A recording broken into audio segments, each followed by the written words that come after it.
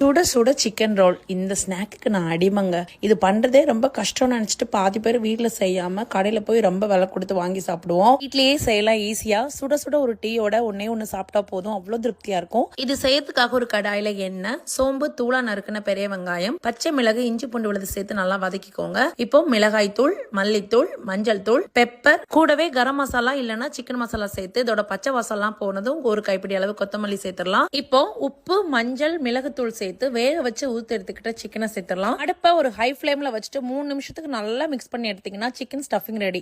அடுத்ததா ஒரு மிக்ஸோட ஜார்ல 1 கப் அளவு மைதா மாவு, கூடவே ஒரு முட்டை, தேவையான உப்பு போட்டு 1 கப் மாவுக்கு 1.5 கப் அளவு தண்ணி ஊத்தி அடிச்சு எடுத்தீங்கன்னா தோசை பேட்டரும் ரெடி. இப்போ ரொம்ப குறைவான தீயில தோசை கல்ல வந்து ரொம்ப மெல்லுசான தோசைகளா இந்த மாதிரி பண்ணி எடுத்துக்கோங்க. பாருங்க, இந்த அளவுக்கு தோசைகள் தின்னா இருக்கணும். அடுத்ததா அதை கவர் பண்றதுக்காக மைதா மாவை கரைச்சு எடுத்து வச்சுக்கோங்க. கூடவே பிரெட் கிரம்ஸ். இப்ப தோசை எடுத்து வச்சு ஃபில்லிங்ஸ் ஒரு சைடுல வச்சுட்டு மைதா மாவை வந்து சைடுல எல்லாத்துலயுமே நல்லா பேஸ்ட் பண்ணி விடுங்க. அடுத்ததா கையை வச்சு கேப் எதுவும் இல்லாம இந்த மாதிரி ஃபோல்டு பண்ணிருங்க. திறந்து வரது மாதிரி இருந்துச்சுன்னா மைதா மாவை வச்சு நல்லா ஒட்டி விட்டுருங்க.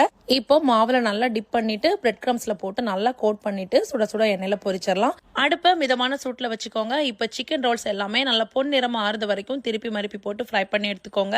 ஒரு முறை இந்த மாதிரி ட்ரை பண்ணணும்னு தோணுதுன்னா இதுக்குன்னு சிக்கன் வாங்க வேண்டாம். வீட்டுக்கு சமைக்கிறதுல ஒரு 4 பீஸ் எடுத்து வச்சுட்டு இந்த மெத்தட்ல ஒரு வாட்டி சிக்கன் ரோல் செஞ்சு பாருங்க.